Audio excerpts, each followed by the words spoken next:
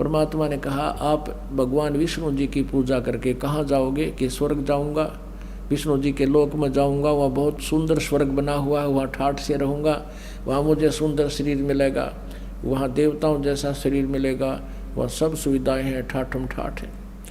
परमेश्वर कबीर जी ने पूछा कि तुम कितने दिन रहोगे उस स्वर्ग के अंदर? आप विद्वान पुरुष थे, पता था।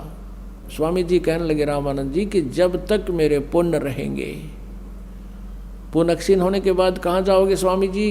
अकना पता कौन सी योनि में जाएंगे। फिर के सुख टट्टू सुख होया यू है, वहाँ जाकर 10 वर्ष 20 वर्ष मलाई खा के अपने पुनों की फिर या गधे बनोगे आकर के। ये काहे की साधना है? एक और परमात्मा है, गीता जी अध्याय नंबर 15 के श्लोक नंबर 16 और 17 में स्पष्ट किया है, सरपुरुष अक्षर पुरुष और उत्तम पुरुष है तू अन्य। सरपुरुष और अक्षर पुरुष ये ब्रह्म है, और ब्रह्म के ये 3 पुत्र हैं जिनमें से एक के आप उपासक हो। ये खुद भी कहते हैं हमारा भी जन्म और मृत्यु होता। आप गीता जी को मानते हो? अखा मानता हूँ। किसने गीता जी बोला? श्री कृष्ण जी ने। कौन कहे? स्वामी रामानंद जी। परमात्मा ने कहा नहीं, श्री कृष्ण जी में प्रवेश करके काल बोल रहा था, वो पूरी डिटेल बताई भगवान ने। रामानंद जी के चक्कर आना शुरू हो गया कि तेरा गजब हो। हमने तो आज तक ये ज्ञान देखा था लेकिन समझ में नहीं आया, सब विद्यमान है हमारी पुस्तकों में। और गीता जी अध्याय नंबर 4 के श्लोक नंबर 5 और 9, गीता जी अध्याय नंबर 2 के श्लोक नंबर 12 और अन्य स्थानों पर गीता ज्ञानदाता कहता है कि अर्जुन तेरे और मेरे बहुत जन्म हो चुके हैं, तू नहीं जानता मैं जानता हूँ, मेरे जन्म और कर्म अलौकिक हैं। अब रामानंद जी सहम गया, कति जैसे सुन्न हो जाती है ना बुद्धि, ब्रेन वॉश होगी उसकी। अको हो तेरा गजब है। आप वेदों को भी पढ़ते हो? अखा पढ़ता हूँ। वेदों का ही सारांश गीता जी है। आप ओम नमः भागवते वासुदेव नाम जपते हो? हाँ जी। और क्या जपते हो? हरे राम कृष्ण कृष्ण राधे श्याम श्याम श्याम, राधे श्याम सीताराम, राधे राधे श्याम मिला दे, ये सारे बता दिए। परमात्मा ने कहा कि गीता और वेदों में केवल एक ओम नाम है, इसके अतिरिक्त कोई भी आप नाम मंत्र जाप साधना करते हो शास्त्र विरुद्ध है। और गीता जी अध्याय नंबर 16 के श्लोक नंबर 23 में कहा कि शास्त्र विधि को त्याग कर जो मनमानी पूजा करते हैं वो यूजलेस है, ना उनका सुख होता है, ना उनको गति होती है, ना उनकी कोई सिद्धि प्राप्त होती है, यूजलेस। और 24वें श्लोक में 16वें अध्याय के में कहा है कि इससे तेरे लिए अर्जुन कर्तव्य और अकर्तव्य की अवस्था में शास्त्र ही प्रमाण है। शास्त्रों में जो लिखा है वही मान। कोई दंत कथा सुनाता उस संत को मत, उसकी क्रियाओं को मत करना। कौन सी चीज़ करनी है, कर्तव्य है, कुछ अकर्तव्य है, करने और न करने की शास्त्रों से निर्णय लेना। स्वामी जी तो सुन हो गया, फिर भी ये मन डटता नहीं, पक्का उस्ताद है। अब क्या कहता है कि बच्चा मैं समाधि लगाता हूँ और समाधि दशा में बहुत ऊपर तक पहुंच जाता हूँ। परमात्मा बोले तेरी समाधि के बारे में बताता हूँ। अब रामानंद जी से क्या चर्चा होती है, थोड़ी सी परमात्मा की वाणी सुनाते हैं। इससे पहले परमात्मा क्या बात कहते हैं रामानंद जी को, ए स्वामी तुम स्वर्ग की एक शिष्य बनकर, अरे एक गुरु बना करके उस प्यारी आत्मा को भगवान ने पार किया। कहते हैं रामानंद से लक्ष गुरु और तारे शिष्य के भाई और चेला की तो गिनती नहीं, जो पद में रहे समाये। रामानंद जी जैसे लक्ष्य गुरु, यानी उसने टारगेट बना रखा था विष्णु तो ऊपर किसी ने नहीं माना था विष्णु जी से अतिरिक्त, और उसके भी लक्ष्य को परिवर्तन किया परमात्मा ने। कहते रामानंद से लक्ष्य गुरु और तारे शिष्य के भाई, यानी शिष्य बनकर उनका उद्धार किया, उनके निकट पहुँचे, ज्ञान पहुँचाया। अब शिष्य बनकर ही वो सुन सके थे, इतनी क्रियाएं लीला देखकर ही उनको सेट हुए, तब ज्ञान सुनन योग्य हुए। नहीं तो इतना अंडी पाक रहा था रामानंद जी, किसी की सुनता ही नहीं था, क्योंकि स्वयं महाविद्वान सिद्ध हो रहा था, अंधा में अंधाए मुखिया था। ए स्वामी तुम स्वर्ग की छाड़ो आसारीत, गरीबदास तुम कारणे हम उतरे शब्द अतीत। जैसे वेदों में आपको बताया, ऋग्वेद मंडल नंबर 9 सूक्त नंबर 86 मंत्र 26-27, मंडल नंबर 9 सूक्त 82 के मंत्र 1, 2, 3 और सूक्त 20 का मंत्र 1 और भी बहुत स्थानों पर ये लिखा है कि परमात्मा अपनी अच्छी आत्मा को मिलता है, सतलोक से अपने निज स्थान से उस तीसरे मुक्ति धाम से गति करके आता है। यह वो परमात्मा रेफरेंस बता रहे हैं, अपना क्लियर कर रहे हैं। ए स्वामी तुम स्वर्ग की छोड़ो आसारीत, गरीबदास तुम कारणे हम उतरे शब्द अतीत। तेरे लिए अच्छी आत्मा मैं वहाँ सतलोक से चल कर आया हूँ। रामानंद जी क्या कहते हैं, सुन बच्चा मैं स्वर्ग की कैसे छोड़ूं रीत, गरीबदास गुजरी लगी ही जन्म गया मेरा बीत। अब क्या कहता रामानंद जी के बच्चा इब इस पश्चात 15वें अध्याय के 4थे श्लोक में कहा है, उसके पश्चात तत्वदर्शी संत मिल जाए, उसके पश्चात उस परमेश्वर के उस परम पद की खोज करनी चाहिए जहाँ जाकर फिर साधक फिर लौट के कभी नहीं आता। और आप विष्णु लोक में जाओगे स्वामी जी, फिर वापस आओगे और वो तत्वदर्शी संत मैं हूँ, मैं जगत गुरु हूँ। काफ़ी कुछ समझाया और कहते हैं, क्या बताते हैं स्वामी जी, 4 मुक्ति बैकुंठ में जिनकी मेरे चाह, मुझे इच्छा है उस स्वर्ग में भगवान विष्णु के लोक में 4 मुक्ति हैं, उनकी मुझे चाह है। परमात्मा ने कहा वो 4 मुक्ति का प्राप्त सुख भी तुम्हारा नासवान है। वो तो मान रहा था, विद्वान पुरुष था, क्योंकि जो समझदार उसको समझाना आसान है। अनाड़ी ने जिसने ना शास्त्रों का पता और ना कुछ अपना ज्ञान और उसको समझाओ तो वो तो ना करया करे, वो तो विरोध ही करता है।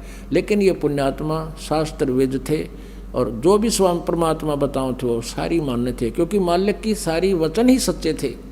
तो यहाँ कहते हैं, 4 मुक्ति बैकुंठ में जिनकी मोरे चाह, गरीबदास घर अगम की कैसे पाऊँ था। अब यहाँ एक प्रश्न आया था कि सुन बच्चा मैं स्वर्ग की कैसे छोड़ूं रीत, और गरीबदास गुदरी लगी मेरा जन्म गया सब बीत। अब परमात्मा ने कहा कि स्वामी जी जो साधना आप कर रहे हो ये तो यूजलेस है, क्योंकि ब्रह्मा जी, विष्णु जी, शिव जी, रजगुण ब्रह्मा, सतगुण विष्णु, तमगुण शिव जी, ये आन देव में आते हैं, अन्य देवता में। और गीता जी में स्पष्ट लिखा है 12 से लेकर 15 और 20, 21, 22, 23 तक, जो इन अन्य देवताओं की पूजा करते हैं वो बुद्धिहीन व्यक्ति अपना जीवन नष्ट करते हैं। स्वामी जी तो पता था उनको, कहाँ ऐसा ही लिखा है। ये तो आपके जन्म मृत्यु से रहित कर नहीं सकती, और इस साधना को असंग जन्म आपको करते होगे, स्वर्ग में गए, राजा बने, देव बने, फिर आए, ये चक्कर मिटा नहीं। और जो ये साधना मैं बताऊँ, ये दास बताएगा आपका, इसको स्वीकार करो, आपका कल्याण होगा। तो रामानंद जी का समस्या पैदा होगी कि कहीं मैं आपकी साधना प्रारंभ करूं, पिछली मेरी नष्ट हो जाए और कल मेरी मृत्यु हो जाए, मेरा क्या होगा। परमात्मा ने कहा कि मृत्यु भी मेरे हाथ में होगी तेरी, जब तू कहेगा अपनी स्वेच्छा से, जब तेरी मृत्यु होगी, मृत्यु निकट नहीं आवेगी। और कहते हैं जीवन तो थोड़ा ही बला जय सत्य सुमरण हो, और ये 1,00,000 वर्ष का जीवना लेख नहीं कोई। ये पिछला तो तेरा व्यर्थ हुआ और उससे तुझे लाभ होना नहीं, सारा परिचित करवा दिया परमात्मा ने कि इंद्र कुबेर ईश की पदवी ब्रह्मा वरुण धर्मराया, विष्णुनाथ के लोक को जाकर तो फिर जन्म मरण में आया। तो व्हाट इज यूज, वो समझ गया कहाँ कोई लाभ नहीं इसका। अब समस्या रही कि तेरी मृत्यु की, मृत्यु नहीं होगी जब तक मैं नहीं कहूँगा। 150 वर्ष तक जीवे थे रामानंद जी, फिर मालिक की कृपा से आगे उसको आगे सुनाते हैं। 4 मुक्ति बैकुंठ में जिनकी मेरे चाह, गरीबदास घर अगम की मैं कैसे पाऊँ था। हेम रूप जहाँ धरती है रत्न जड़े बहु शोभे, कह रामानंद बैकुंठ को तन मन मेरा लोभे। अपनी जो पहली सोच थी, टारगेट था, उद्देश्य था, वहाँ किस लिए जा रहा हूँ कि वहाँ स्वर्ग में ठाठ से रहूँगा, वहाँ विष्णु जी के लोक की सफ़ेद धरती है और वहाँ बड़े बैकुंठ सुंदर है, शंख चक्र गदा पद्म है ये मोहन मदन मुरार, गरीब दास मुरली बाजे उस स्वर्ग लोक दरबार। रामानंद जी उपमा बता रहे हैं, महिमा बता रहे हैं स्वर्ग की, कि वहाँ भगवान विष्णु के दर्शन कराया करूँगा, शंख चक्र गदा पद्म उनके हाथ में है और वहाँ मुरली बज रही है अखंड। परमात्मा बोले जब तेरे ये शंख चक्र पद्म वाला ही मरेगा फिर किसने देखोगे। यहाँ लगते हैं फिर वो स्विच सा ऑफ हो जा। रामानंद जी ने कर दिया, बात तो ठीक है तेरी। तो उस अविनाशी को देखो जहाँ जिसको सदा आप देख सको, और उस अविनाशी का मार्ग लेकर ये दास आया है। वो स्वयं परमात्मा थे लेकिन यहाँ डबल रोल कर रहे थे, क्योंकि 5 वर्ष के बालक में अरे भगवान गणे दिन हमारा दौरा रह जा पास रह जाओ ना, हम उसमें भी रिजेक्ट करने लग जा, हमारी सी कंडेम बुद्धि है। इसलिए परमात्मा ने कुछ छुपा कर कभी साची साची बता के और इस काल के जाल को समझाया। रामानंद जी उपमा बता रहे हैं, स्वर्ग में दूधों की नदियां बहें वह श्वेत वृक्ष शोभाने, गरीब दास मंदल मुक्ति ही स्वर्गापुरी स्थान, रत्न जड़ाऊ मनुष्य हैं गण गंधर्व सब देवे, गरीब दास उस धाम की मैं कैसे छोड़ूं सेवे। अब बताड़ की बात कहता है रामानंद जी के दूधों की नदी बहें और वहाँ सफ़ेद सफ़ेद वृक्ष हैं सुंदर सुंदर सुखदाई, और उस स्वर्गपुर के स्थान को मैं कैसे छोड़ दूँ, वहाँ पर बहुत बढ़िया और रत्न जड़ाऊ वहाँ मंदिर मनुष्य हैं। जैसे यहाँ कई बच्चों के तिल हो जाते हैं और ज़्यादा अच्छे से लगते हैं, स्वर्ग के अंदर देवताओं के शरीरों में रत्न ऑटोमेटिकली रत्न होते हैं उनके शरीर में, जो उनकी शोभा को 4 चांद लगाते हैं। तो रामानंद जी ने कहा वहाँ ऐसा देवता के ऐसा शरीर मिलेगा, सुंदर शरीर मिलेगा, रत्न जड़े होंगे मेरे शरीर को, न बहुत सुंदर लगूंगा। परमात्मा बोले उस सुंदर शरीर में कितने दिन रहोगे स्वामी जी। कहाँ बच्चा रहूँ तो थोड़े जितना समय होगा फिर के फूकोगे उस रतन चढ़ाऊ ने, जब रहना ही नहीं आपका ईसाई और ईसाई वो, उसमें क्या फ़र्क हो गया। आपकी अपनी पूंजी नाश करके फिर यहाँ पशु बनोगे आकर के। कहाँ ऐसा तो है ही। अब परमात्मा निर्णायक ज्ञान भी दे रहे हैं, लेकिन ये पुराना रंग ओल्ड पेंट वो नकली उतरता को ना, तो उसके लिए संघर्ष ज़्यादा हो रहा है। इस दास को भी रेग मारना पड़ा है, ये सारी कथा सुनानी पड़े, सब प्रमाण देने पड़ते हैं, तब ये ओरिजिनल पेंट आपके ऊपर ऐसा हो जाएगा, फिर दूसरा नहीं चढ़ेगा इस पर। अब क्या बताते हैं, रग यदु श्याम अथर्वण ये गाँव है चारों वेद, गरीब दास घर अगम की कैसे जानो भेद, 4 मुक्ति चितवन लगी कैसे बच्चों ताहे, गरीब दास गुप्तार गति हमको जो समझाए, स्वर्ग लोक बैकुंठे है या से परे ना ओरे, गरीब दास 6 शास्त्र और 4 वेद की दौड़े। आह, क्या बताते हैं कि स्वर्ग लोक है उसको बैकुंठ भी कहते हैं, जिसको महास्वर्ग बोलते हैं। इससे ऊपर और कोई लोक नहीं है। हमने 4 वेदों और 6 शास्त्रों में जो भी वर्णन है उन वेदों में इससे आगे जानकारी नहीं है। परमात्मा ने कहा कि तुमने वेदों के ये मंत्र भी नहीं पढ़े।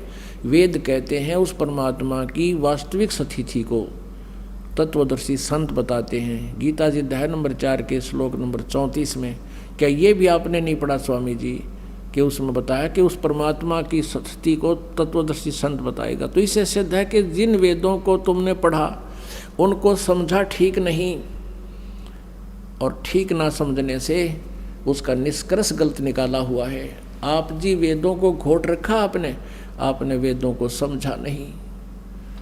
आप निराकार बता रहे हो परमात्मा को, और परमात्मा उसमें नर आकार बताया है। मनुष्यवत अग्नि नरवत महान इंद्र, मनुष्य जैसा परमात्मा अग्नि तनुरसी विष्णुवेतवा सोमस्य तनुरसी 5वें अध्याय के यजुर्वेद के प्रथम मंत्र में। अब वो तो घोट रखी थी उसने सारी संस्कृत तो याद थी, अर्थ मालिक ने बता दिए। 2 मिनट में सक्रिय सीधे हो गए सब। वह सक्रिय ने उल्टी कर रखी थी, सारा ठीक हो गया। अब क्या बताते हैं, 4 मुक्ति चितवन लगी कैसे बचूं ताही, गरीबदास गुप्तार भगति हमको दो समझाए। नारद ब्रह्मा जिसे रटे और गाँव शेष गणेश, रामानंद के बैकुंठ से और परे को देश। हमने तो ये पता ही नहीं था कि इससे आगे भी कोई देश है, कोई ऐसा स्थान है जहाँ पर जन्म मृत्यु समाप्त होती है।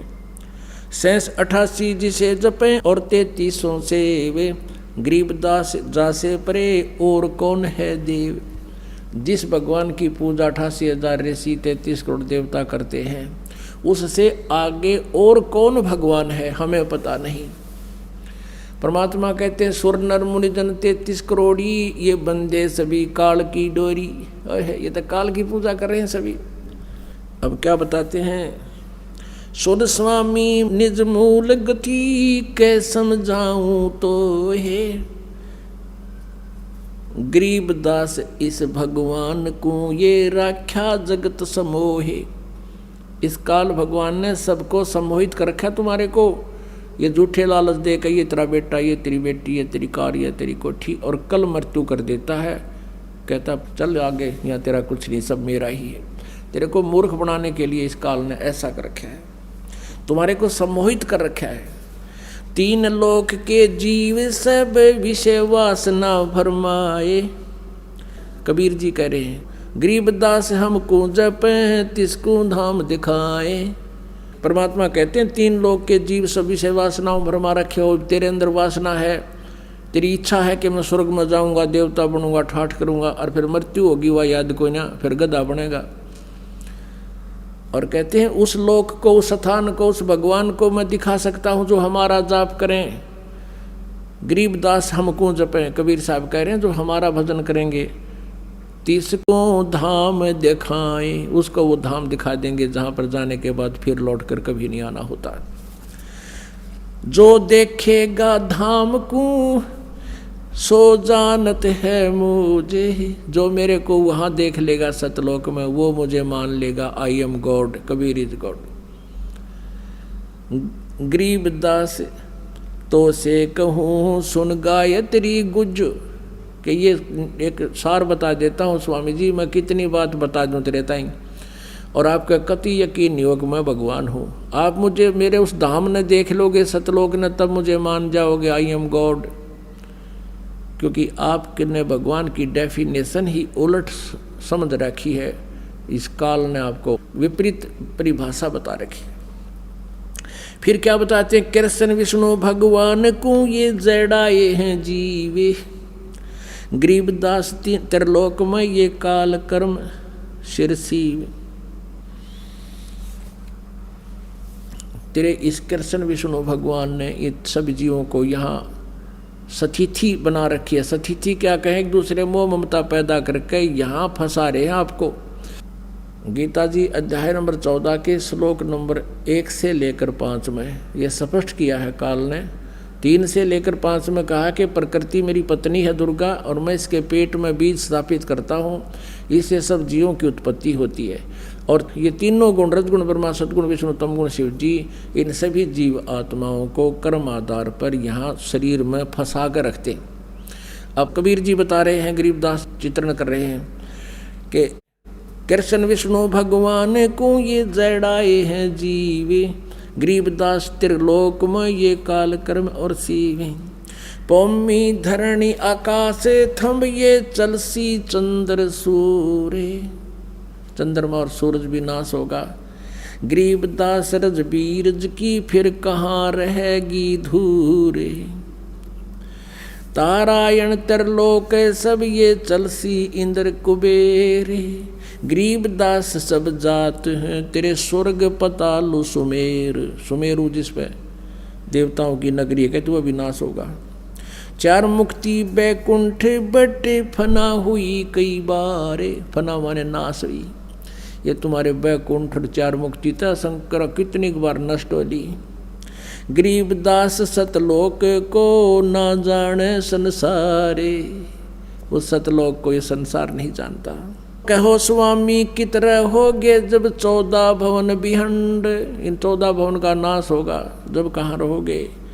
गरीबदास बीजक कहा ये चले प्राण और पिंड, सुन स्वामी एक शक्ति है अर्धंगी ओंकार, गरीबदास बीजक कहा ये अंतलोक श्रृंगार। जैसे का तैसा रहे वो परलोक न प्राण, गरीबदास उस शक्ति को हूँ बार बार कुर्बान। अब कहते हैं वो स्थान जहाँ कभी नाश नहीं होता, ज्यों का त्यों रहता है, उसको प्रणाम कर, उसको स्वीकार कर। अब ये काफ़ी लंबा चित्रण है, विवरण है, अब शॉर्ट में करते हैं, समय हो गया है। रामानंद जी सुन भी रहे हैं, फिर भी अपनी टांग कहीं ना कहीं अड़ा ही रहे हैं। क्या कहते हैं, बच्चा मैं ध्यान लगाता हूँ और बहुत दूर तक मेरी समाधि पहुँच जाती है। परमात्मा बोले स्वामी जी एक बार आप ध्यान लगाइए और पहुँचिए। कहाँ तक जाते हो, मैं देखता हूँ आपका कहाँ तक पहुँच है। अब अभ्यास था, समाधिस्थ हो गए और कहते हैं योग युक्त प्राणायाम कर जीत्या सकल शरीर। रामानंद जी ने त्रिवेणी के घाट में ये अटक रहे बलबीर। आगे जाके त्रिवेणी 3 रास्ते बन जाते हैं और आप जंगल में अकेले जा रहे हो, 2 रास्ते भी हो जाना, कंफ्यूज हो जाता आदमी, और वहाँ 3।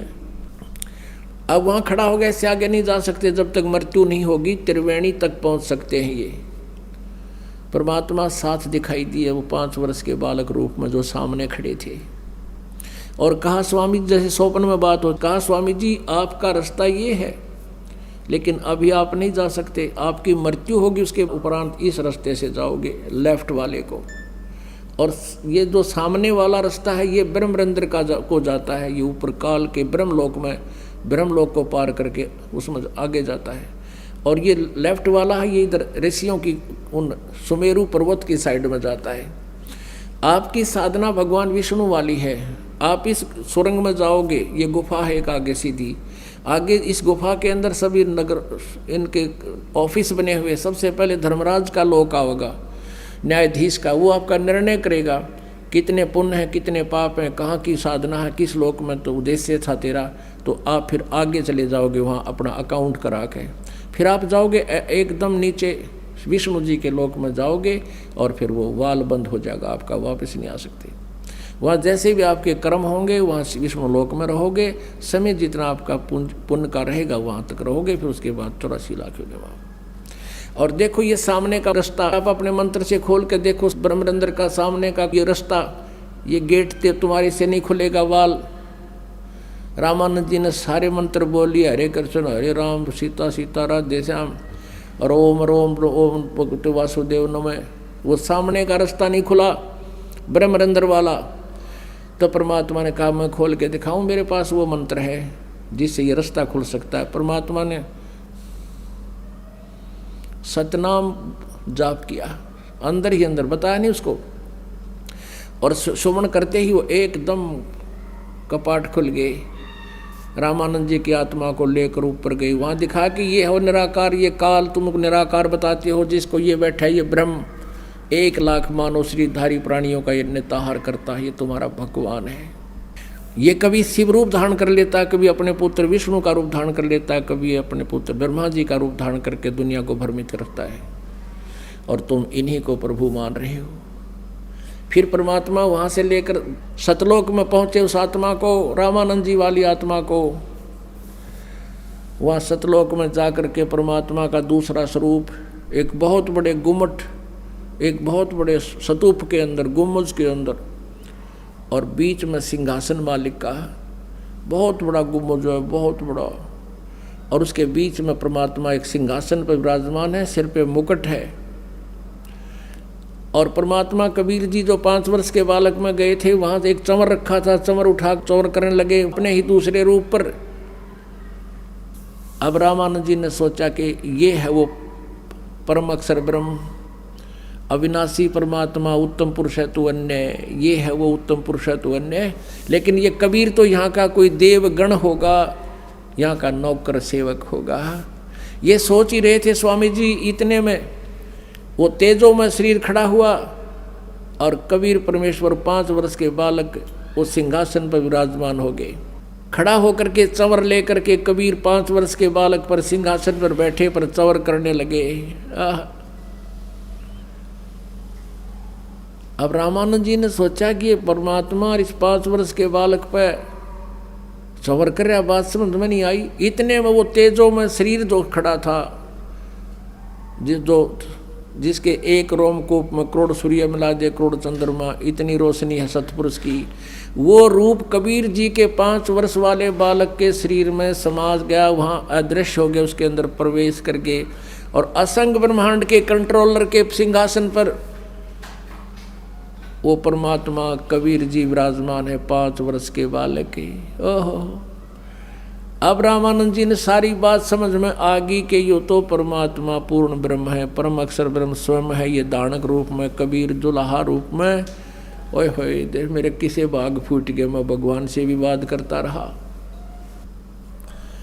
अब परमात्मा ने कहा कि स्वामी जी जाओ नीचे, अब नीचे जाओ। अब वहाँ देखा सारे ठाठ बाट। रामानंद जी ने अर्ज करी, परमात्मा वो तो गंदा लोग है, वहाँ मुझे मत भेजो। प्रभु ने कहा कि स्वामी जी आप भक्तिहीन हो चुके हो, वहाँ चलो, आपको नाम दूंगा, आप सतनाम की भक्ति करना, और इस सतनाम के एक श्वास की जो विधि मैं बताऊंगा, मेरे आदेश से, मेरे वचन से तू सिमरण करेगा, मर्यादा में रहेगा। और इतनी कीमत है, सतनाम पालड़े रंग होरी हो, 14 लोक चढ़ावे राम रंग होरी हो, 3 लोक पासंग धरे रंग होरी हो, तो ना तुले तुलाया राम रंग होरी हो। कि सच्ची नित्य भक्ति करना, मर्यादा में रहना, लोक लाज ना करना, ऐसा मंत्र दे दूंगा, जल्दी साहूकार हो जाओगे, जल्दी भक्ति युक्त हो जाओगे। और जाओ नीचे। अब रामानंद जी की आत्मा को वापस भेज दिया। एकदम समाधि टूटी, सामने देखा तो वही 5 वर्ष का बालक सामने बैठा जो सतलोक के सिंहासन पर विराजमान पूर्ण परमात्मा है। अब रामानंद जी करबद्ध होकर के 104 वर्ष के वृद्ध, और मैं ऋषि पाक रहा था, सारी दुनिया जय जयकार कर रही थी, सब विद्वान नहीं। कबीर परमात्मा के आगे हाथ जोड़ के कहता है कि आपके ज्ञान के सामने मेरी तो बालक जैसी बुद्धि थी भगवान, मेरा भूल लाग रही थी। क्या कहा? तहावा चित चक्रित भया जब देखा फजल दरबार। फजल माने वो न्याकारी का सच्चा दरबार सतलोक देखा, वह चित चक्रित हो गया रामानंद का। तहावा चित चक्रित भया देखा फजल दरबारे, गरीब दास सिजदा किया हम पाए दीदार। तुम स्वामी में बाल बुद्धि, बरम कर्म किए नासी, गरीब दास निज ब्रह्म तुम मेरे हो गया दृढ़ विश्वास। तुम स्वामी में बाल बुद्धि, रामानंद जी कहते तुम मेरे मालिक। गुरु अब शिष्य को, स्वामी को स्वामी कह रहा सचमुच कि तुम स्वामी में बाल बुद्धि, बरम कर्म किए नासे, गरीब दास निज ब्रह्म तुम मेरा हो गया दृढ़ विश्वास। तू ही वो निज ब्रह्म है, तू परम अक्षर ब्रह्म है, सचमुच सही भगवान तू है, वो उत्तम पुरुष है, तू ही है, आप हो मेरे मालिक। सुन बेसुन से तुम परे और उर से हमरे तीरे। सुन बेसुन से परे आप हो वहाँ सतलोक में, और यहाँ हमारे सामने बैठे हो। सुन बेसुन से तुम परे उरे से हमरे तीरे, गरीब दास सर्वंग में है अवगत पुरुष कबीर। के सब में आप ही की पावर काम कर रही है। ये ब्रह्मा विष्णु महेश तक भी मालिक आपकी शक्ति से चल रही है, इनकी कोई बुनियाद नहीं है। कोट कोट सिजदा किया, कोट कोट प्रणाम, गरीब दास अनहद अदर हम पर से तुम दामे हो। कहते हैं वो असली आनंद तो सतलोक में बज रहा है, ये तो नकली आनंद धुन है जो यहाँ हम सुन रहे थे। बोलत रामानंद जी सुनो कबीर करतारे, गरीब दास सब रूप में है तू ही बोलन हारे। यानी तेरी पावर से ही ये सब टेप रिकॉर्डर चल रहे हैं, ये जीव बोल रहे हैं। तुम साहेब तुम संत हो, तुम सतगुरु तुम हंस, गरीब दास तुम रूप बिना और न दूजा अंश। कहते हैं तू ही परमात्मा है, तुम साहेब तुम संत हो। एक संत में जो क्वालिटी होनी चाहिए वह भी आप में ही हो। और तुम सतगुरु यानी एक जगत गुरु सच्चा ज्ञान देने वाले भी आप ही हो। और तुम ही हंस यानी एक भक्त में एक शिष्य में जो गुण होने चाहिए, अधीनता विनम्रता और संग्रह ना करने की जो नीयत, सब कुछ वो गुण क्वालिटी मालिक आप में ही हो।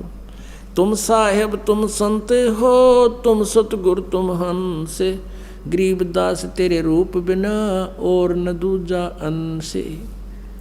मैं भगता मुक्ता भया, मैं आपका भक्त। ओहो 104 साल का वृद्ध 100 महर्षि पाक रहा था, जय जयकार हो रही थी। 1400 चेले बना रखे थे जो आगे प्रचार कर रहे थे, तहलका मचा रखा था।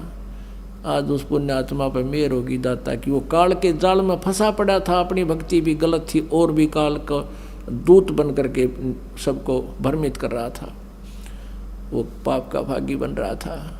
उसी दिन से रामानंद जी ने सबको कह दिया कि मैं किसी का गुरु नहीं हूँ, और तुमने गुरु बनाना है तो कबीर धाणक को गुरु बना लो ब्राह्मणों, नहीं तुम्हारा विनाश होगा। अब उस रामानंद की कोई नहीं मानना कि बुद्धि भ्रष्ट होगी, बुढ़ापे में दिमाग चाल गया इसका, देख धाणक के छोरे ने भगवान बतावे, और वो क्यों कर मानो आँखें देख रहा। मैं भगता मुक्ता भया और किया कर्म कुंद नासे, गरीब दास अवगत मिल गए मेरी मिट गई मन की बांस। मन की भटकना या बकवाद सारी खत्म होगी, मेरे तक कुछ संशय रहा नहीं। दो ठोड़ है एक तू भया एक से दो, गरीब दास हम कारणे तुम आए हो मगजो। कहता है मालिक दो ठोड़ तू एक ही है, दो ठोड़ है एक तू भया एक से दो। और गरीब दास यानी रामानंद जी की कह रहे हैं हम कारणे, आप उतरे हो मगजो, आप वहाँ से चलकर आए हो, गति करके आए हो, हमारा कल्याण कर दिया है मेरे मालिक। बोलो सतगुरुदेव की जय हो।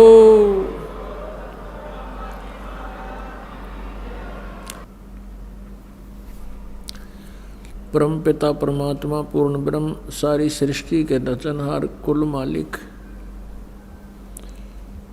कबीर देव जी के इस पृथ्वी पर आगमन के उपलक्ष्य में, परमात्मा के यहाँ सतलोक से चलकर आने के उपलक्ष्य में ये 5 दिवसीय सत्संग समारोह चल रहा है। धन भाग हैं आपके, बहुत ही पुण्य है आप जी के जो परमात्मा के इस सत्संग समारोह में आप उपस्थित हुए।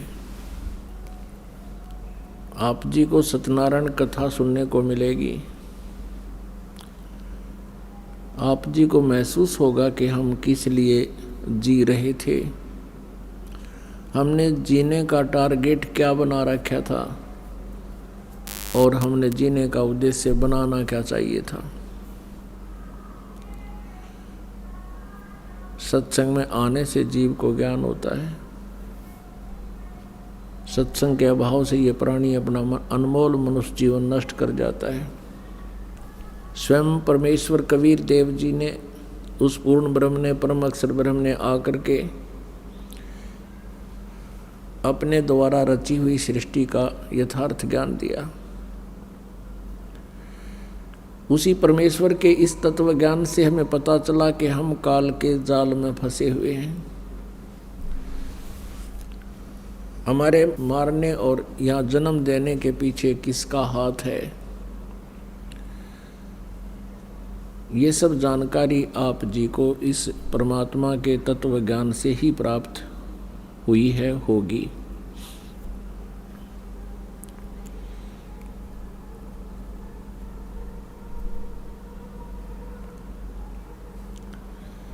आप ये देख रहे हो, कोई भी घर ऐसा खाली नहीं है जहां आपदाएं ना हो, और गलत साधनाएं करके सभी के पूर्वज प्रेत योनि या अन्य पशु पक्षियों की योनि को प्राप्त हो चुके हैं।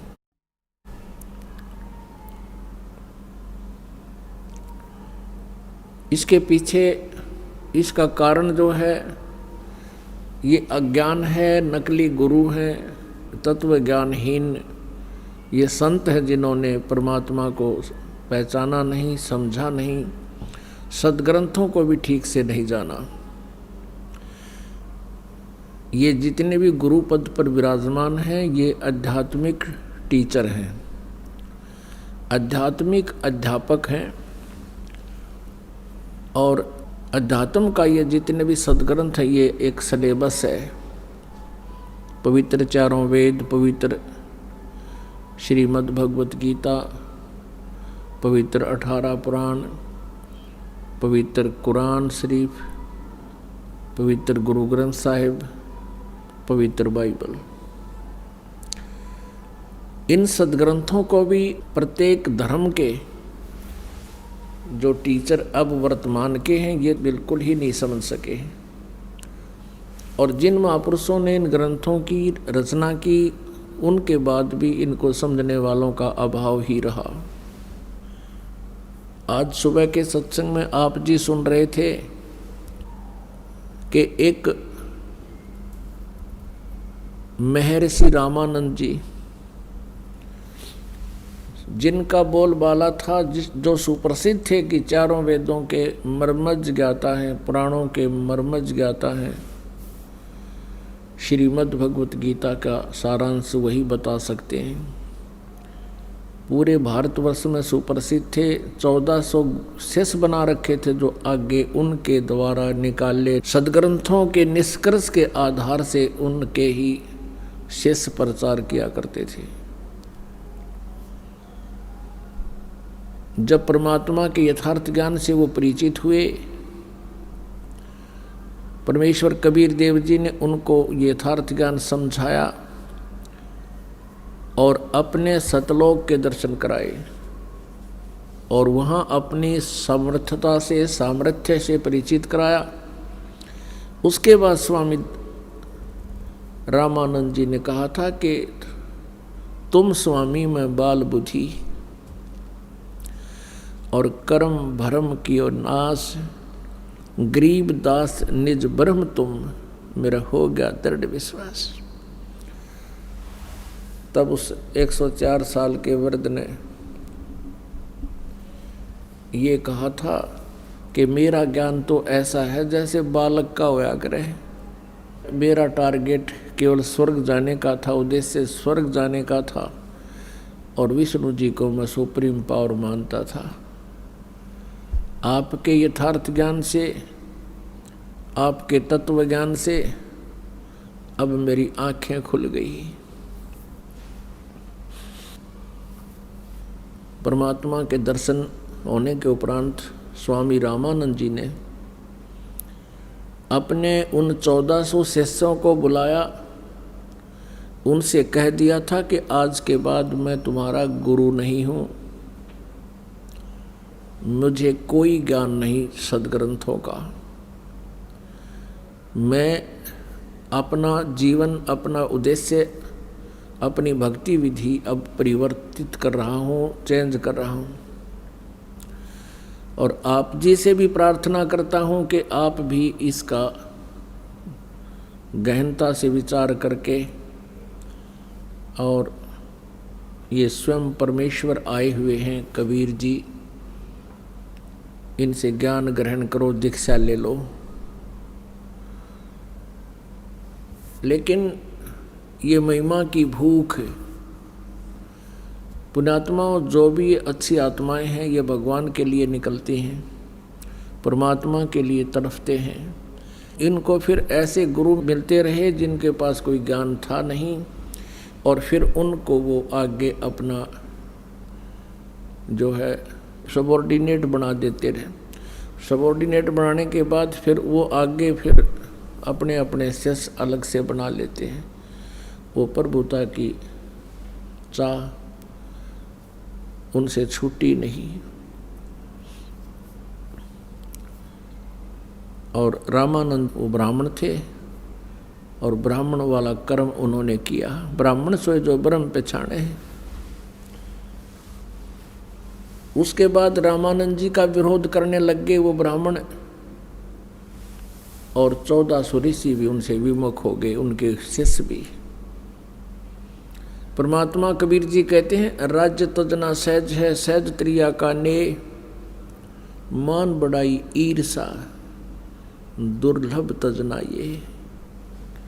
इनके तजे बिना परमात्मा निकट नहीं आ सकता।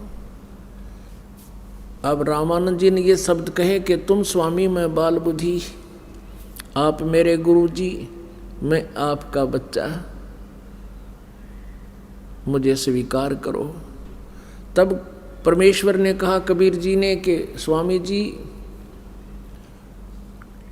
आप मुझे समझ चुके हो, मेरे उद्देश्य से भी परिचित होजिए। मेरे उद्देश्य से परिचित होकर के आप मेरा सहयोग दीजिए। परमात्मा ने बताया कि ये काल का जाल है। स्वामी रामानंद जी को बिल्कुल स्पष्ट समझा दिया, वो भी मान गए इस बात को। फिर परमेश्वर ने कहा कि आप मेरे गुरु बने रहना, लेकिन साधना जैसे मैं बताऊं ऐसे आप कीजिए। गुरु शिष्य के नाते को आप बनाए रखना, क्योंकि आने वाले समय में कलयुग में बिचली पीढ़ी में जब बहुसंख्या में हंस पार होंगे, उस समय ये काल के दूत एक ही आंट अड़ा देंगे कि गुरु की कोई आवश्यकता नहीं है, और कहेंगे कबीर जी ने कौन सा गुरु बनाया था। इसलिए स्वामी जी औपचारिक रूप से आप मेरे गुरु बने रहिए, लेकिन वास्तव में तो साधना ये दास बताओ ऐसे आप कीजिए, आपका कल्याण हो जाएगा। अब परमात्मा कबीर जी के उस आग्रह को स्वामी रामानंद जी टाल नहीं सके, बल्कि उनका आत्मा बहुत दुख पा रही थी और महसूस करते रहे काफ़ी दिन तक कि मैं कर तो गलत रहा हूँ। लेकिन परमात्मा उनको बार बार याद दिलाते थे, स्वामी जी ये काल का भयंकर जाल है, इसको ऐसे ही तोड़ा जा सकता है। तो पुण्यात्मा, गुरु इस आध्यात्मिक मार्ग में अति आवश्यक है, लेकिन गुरु पूरा हो। ये नकली गुरुओं से बात बना नहीं करती। अभी तक जितने भी संत ऋषि हुए हैं, उन्होंने एक ही बात कही है कि परमात्मा निराकार है, वो आकार में कभी नहीं आता। जबकि हमारे सद्ग्रंथ इस बात के गवाह हैं कि परमात्मा साकार है, वो मनुष्य सदृश है। पुण्यात्माओं, स्वामी रामानंद जी से परमात्मा कबीर जी की गोष्ठी उसके बाद भी बहुत बार हुई। रामानंद जी के मन की जो शंकाएं थी वो रह रह कर उपज रही थी। भले ही उन्होंने परमात्मा के दर्शन भी कर लिए थे और वो मान चुके थे कि जहाँ हम जाना चाहते थे वो लोक अस्थायी है, वो भगवान भी नाशवान है। फिर भी मन के शंका निवारण के लिए वो कई बार बहुत से प्रश्न कर दिया करते थे और परमात्मा कबीर जी उनका उत्तर दिया करते थे। क्योंकि भक्ति प्रारंभ होने के बाद भी बहुत सी शंकाएं शिष्य के मन में उत्पन्न होती रहती हैं। स्वामी रामानंद जी ने बहुत बार प्रश्न किया, हे कबीर जी, हे परमात्मा, अब तो मैं आपके यथार्थ स्थान को देख चुका हूँ, मैं परिचित हूँ और ये मेरा हृदय मान चुका है कि परमात्मा साकार है और आप हैं। लेकिन वेदों में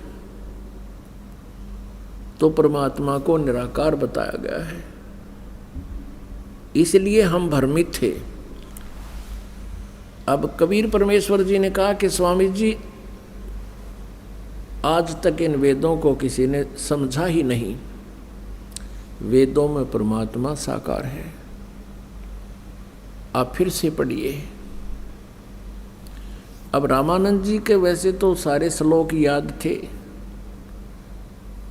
परमात्मा ने कुछ श्लोकों का, मंत्रों के बारे में जानकारी दी, तो स्वामी जी ने उनको पुनः पढ़ा। उन्हें पढ़ा तो उनमें स्पष्ट पाया कि परमात्मा साकार है।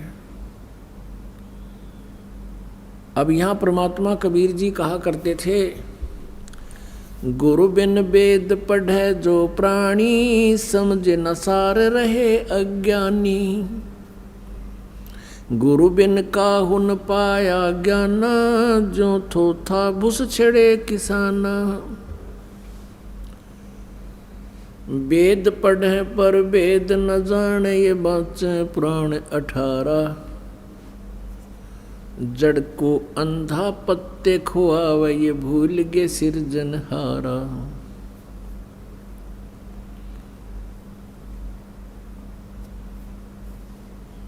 अपना आत्माओं, हमने सबसे पहले अपने इस मार्ग में जो शंकाएं आती हैं भक्ति मार्ग में, इनका निवारण करना चाहिए। शंका का समाधान हुए बिना ये प्राणी भक्ति पर लग नहीं सकता। और कबीर परमेश्वर जी कहते हैं, कहते माँ मुंडो उस संत की, जिससे संशय न जाए।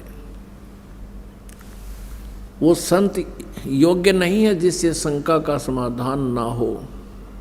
और आज तक शंका का समाधान किसी से नहीं हुआ, कबीर परमेश्वर जी को छोड़, क्योंकि वो तो भगवान थे।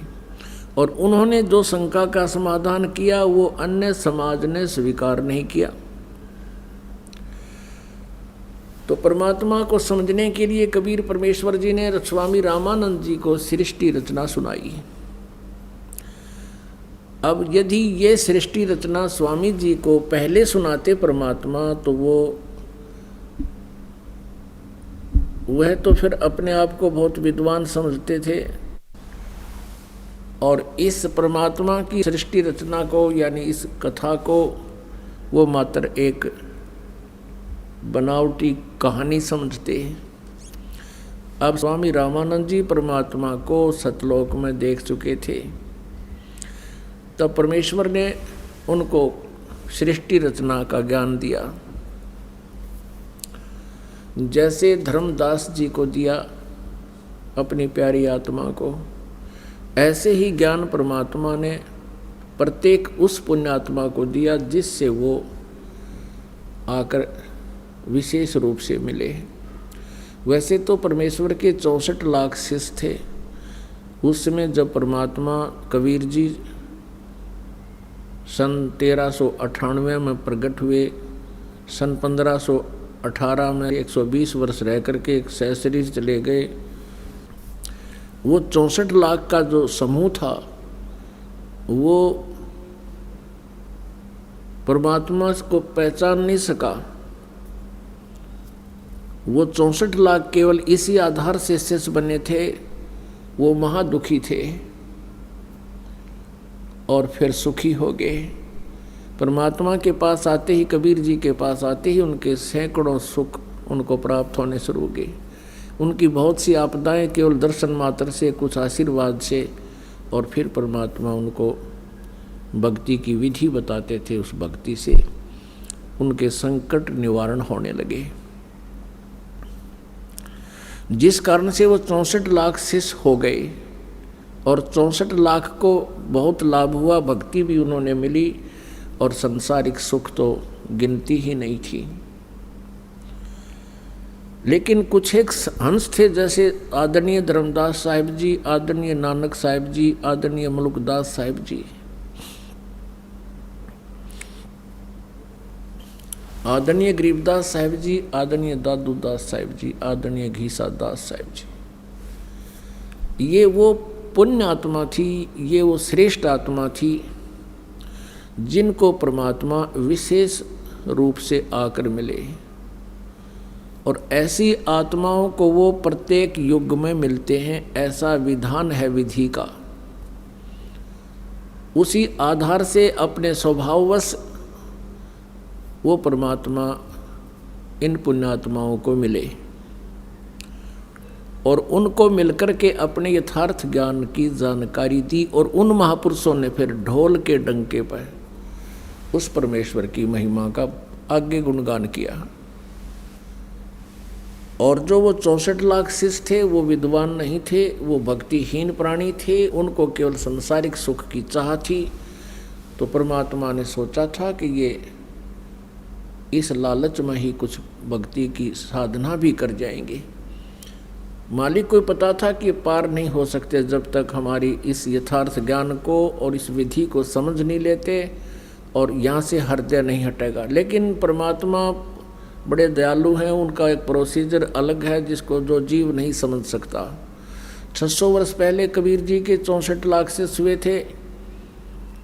उन 64 लाख को परमात्मा ने इतना भक्ति युक्त कर दिया था कि इस बिचली पीढ़ी तक उनको मनुष्य जीवन प्राप्त होता हुआ आ रहा है। मोक्ष मंत्र तो उनको नहीं प्राप्त हो सका क्योंकि वो योग्य नहीं हुए सतनाम और सारनाम प्राप्त करने के। लेकिन उस दयालु ने ऐसी कृपा की कि हम वही प्राणी हैं जो आज शीघ्र परमात्मा के चरणों में आ रहे हैं, चाहे दुख से आते हैं या ज्ञान से आते हैं या किसी पुण्यात्मा के कहने मात्र से हम यहाँ आते हैं, आकर के फिर ज्ञान ग्रहण कर लेते हैं। तो वो पुण्यात्मा है जो 64 लाख परमात्मा परमेश्वर कबीर जी से विमुख हो गए थे। अब उस दयालु ने उस समय इतनी रजा बख्श दी हमारे ऊपर कि हम मनुष्य जीवन प्राप्त करते हुए आ रहे हैं, तो हमें भक्ति की भी कसक है। और जो प्राणी मनुष्य जीवन से ना आकर के कोई जड़ योनि से या कोई पशु पक्षी के शरीर से निकलकर मानव शरीर प्राप्त करता है, तो वो प्राणी परमात्मा के इस मार्ग को सुनता भी नहीं, शीघ्र सी लगता नहीं। 2 प्रकार से मानव शरीर प्राप्त होते हैं। एक तो पिछले पुण्यों के आधार से, भक्ति के आधार से लगातार कंटिन्यू मनुष्य जीवन प्राप्त होते हुए आते हैं। और एक मनुष्य शरीर ऐसा प्राप्त होता है जैसे टर्न वाइज एक ऐसा विधान बना रखा परमात्मा ने कि इतने पुण्य उस प्राणी के शेष रख लिए जाते हैं कि पापों को भोगने के लिए उसको 84 लाख योनियों में कष्ट उठाना पड़ता है।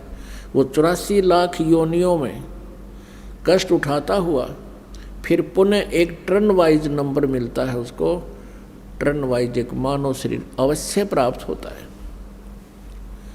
तो उस मानव शरीर के अंदर जो अन्य पशु पक्षियों की योनि से आया है, उस प्राणी को भक्ति मार्ग पर लगने में बहुत कष्ट होता है, बड़ा टाइम लगता है, वो बहुत कठिनता से स्वीकार करता है। और जो पुण्यात्मा कंटिन्यूस आ रहे हैं, मनुष्य जन्म है, फिर मृत्यु होगी, फिर मनुष्य जन्म प्राप्त हो गया, पिछले पुण्य इतने हैं, तो आज उनको ये भक्ति मार्ग समझने में देर नहीं लगती। आप जी उन पुण्यात्माओं में से हो जो पीछे भी मनुष्य जीवन था आपका और उससे पीछे भी आप मनुष्य ही थे। लेकिन ये जो संकट कष्ट आज आपको सता रहे हैं, जो दिन रात एक पेट के लिए हम भटकते फिरते हैं, ये यातनाएं प्रत्येक मनुष्य जीवन में भी आपने भोगी हैं। और उस दौरान हो सकता है कोई पुत्र मर गया, कोई पुत्री मर गई, टक्कर मार कर रोए, कभी किसी बीमारी से मरे, ये हमारे ऊपर बने रहे। अब परमात्मा कबीर जी अपनी सृष्टि रचना के बारे में जानकारी देंगे। और एक धर्मदास नाम के उनके शिष्य थे, बांधवगढ़ के रहने वाले थे। वो उन वरिष्ठ आत्माओं में से थे, उन वर्णीय आत्माओं में थे जिनको परमात्मा आकर मिलते हैं। उसके लिए पहले थोड़ा सा संकेत आपको वेदों में देंगे, क्योंकि रात्रि में ये प्रोजेक्टर बहुत अच्छा काम करता है। और पुण्यात्माओं, यहाँ ये सारी व्यवस्था प्रभु ने आप पुण्यात्माओं के लिए करवाई है। इतना बड़ा सेट बनवाया अपने बच्चों के लिए, इनके ऊपर पंखे की व्यवस्था करवाई, प्रोजेक्टर का प्रबंध करवाया अपने बच्चों से, इसलिए कि आप जी परमात्मा से परिचित हो जाएं।